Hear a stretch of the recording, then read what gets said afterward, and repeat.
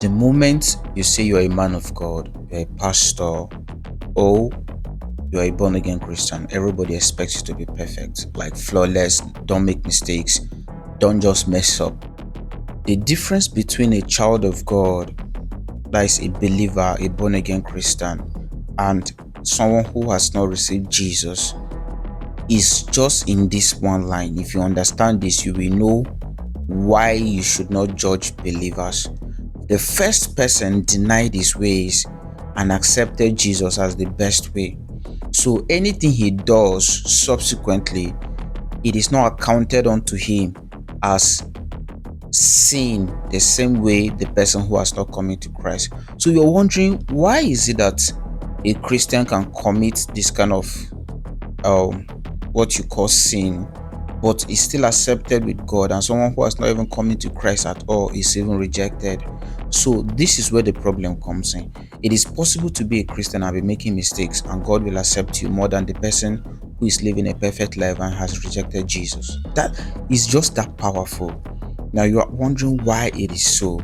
It is because your entire being was doomed to be destroyed, and the only thing that can save it is coming into Christ. Alright, only Jesus Christ is flawless, perfect, peerless, and purity 100%. Only Jesus Christ is all those things. Now, if man of his own can become perfect, then there was no reason for Jesus to pay the price to give man righteousness. So righteousness is first of all a gift.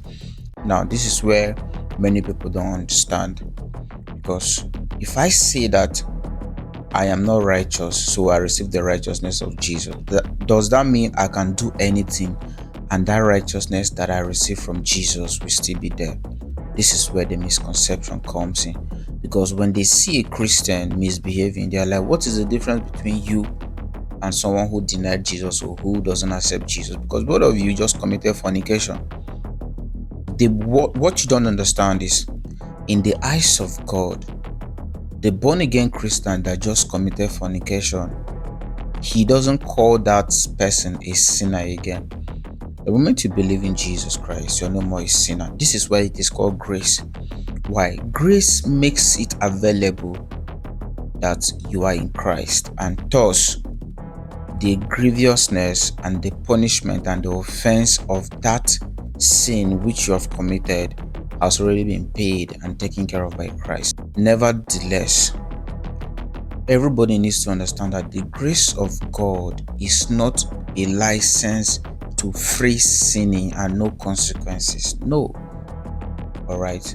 So what is the case now? The situation is that when a child of God falls or makes a mistake or is struggling in a certain mistake, because it is first of all believed that you denied your old ways before coming to Christ. So how can we call that a lifestyle for you again? No. You denied sin, you denied fornication, you denied all the sins. But when you come into Christ, you are struggling with the habit. Now, it is from that perspective